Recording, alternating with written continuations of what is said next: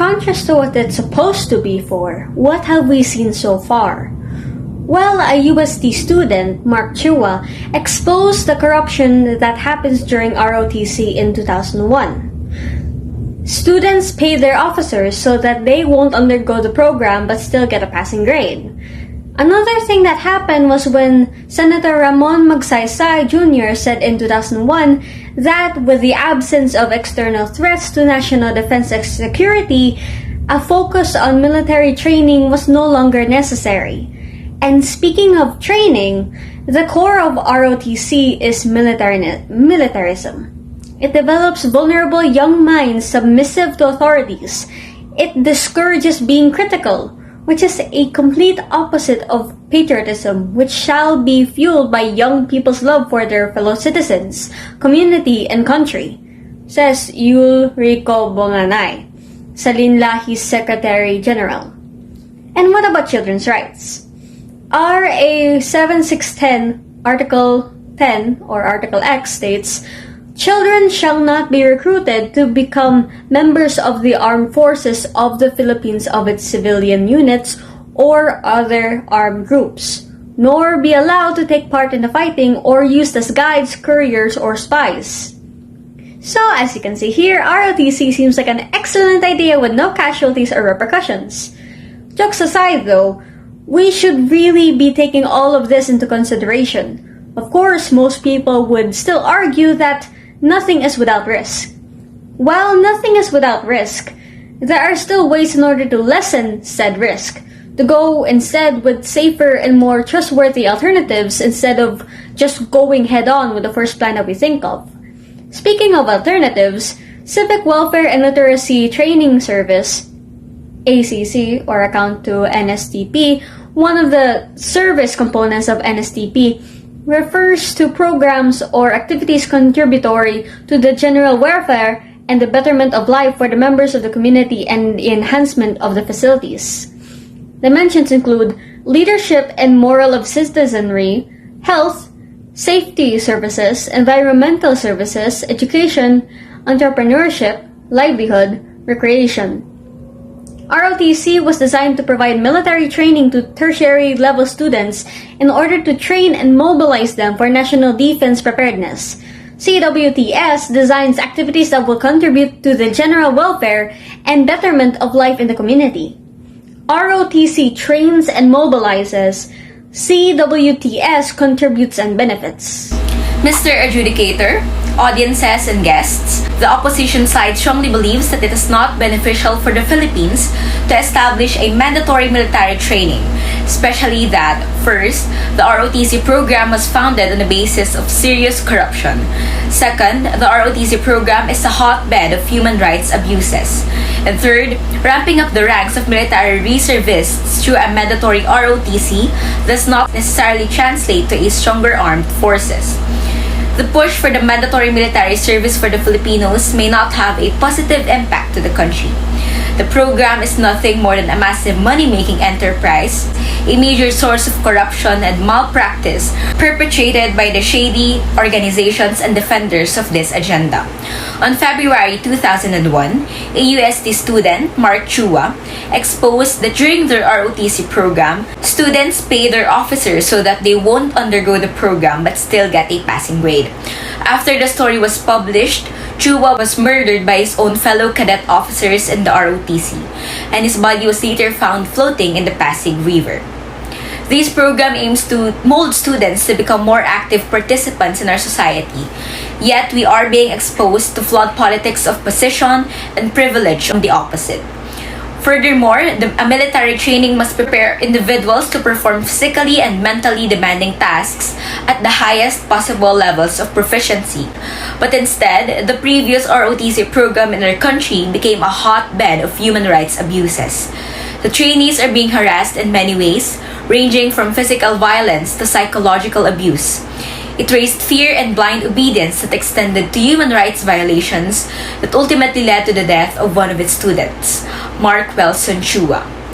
Moreover, on 2014 in Benguet State University, Jezrael Sakpat testified that ROTC officials clubbed them and forced them to strip off their clothes and perform a sexual act.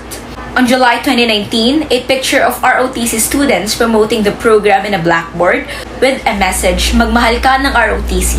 Sa kanya mo matitikman ang gumagapang ka pa lang, pinuputukan ka na," went viral because of their message filled with innuendo. This program is blatantly sexist and cultivates macho-fascism instead of love for one's nation.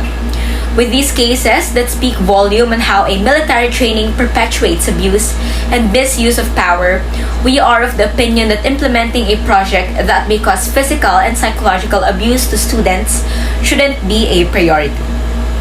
Lastly, ramping up the ranks of military reservists through a mandatory ROTC does not necessarily translate to a stronger armed forces capable of defending the Philippine territory.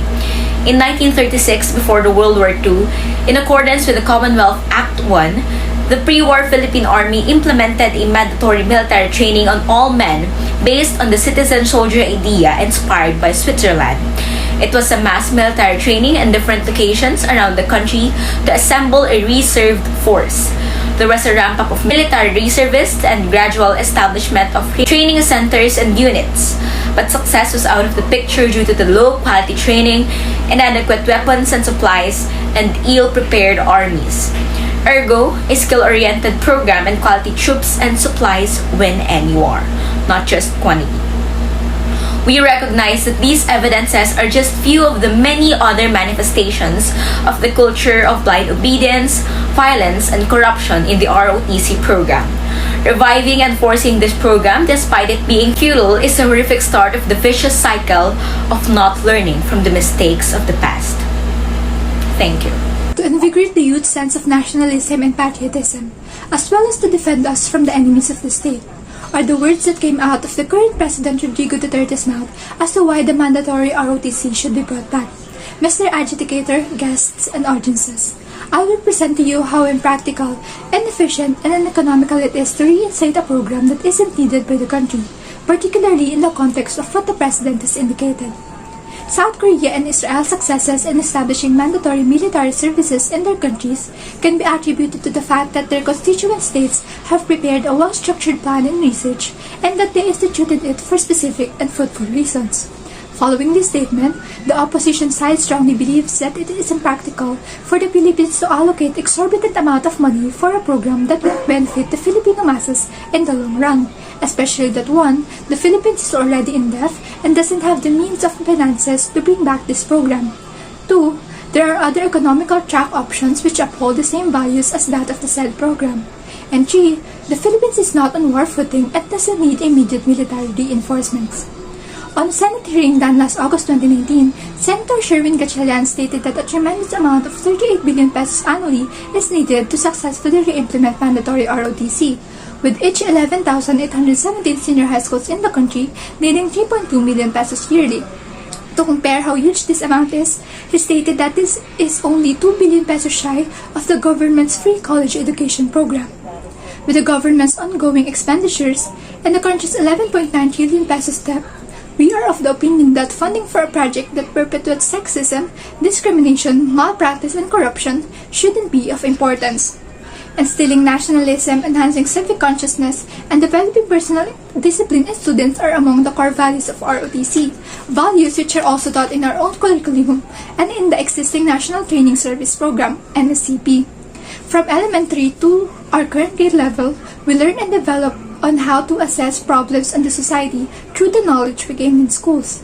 Moreover, civic welfare training services and literacy training services offered under NSCP allow the youth to contribute and engage in comprehensive programs that serve the public interest by preparing them to go beyond the typical classroom sessions and teaching and lead members of the society with literacy and numeracy skills. The notion that a mandatory ROTC is needed to invigorate the youth's patriotism and nationalism is specious and inaccurate. The years we spent in school and the existence of National Training Service Program proves that the youth have the ability to promote their vital role in nation building without a mandatory ROTC. The final and most important argument is that the Philippines is not on war footing. Unlike countries that implemented conscription in response to a definite threat and tension with their neighboring countries, the Philippines is not in conflict with other nations.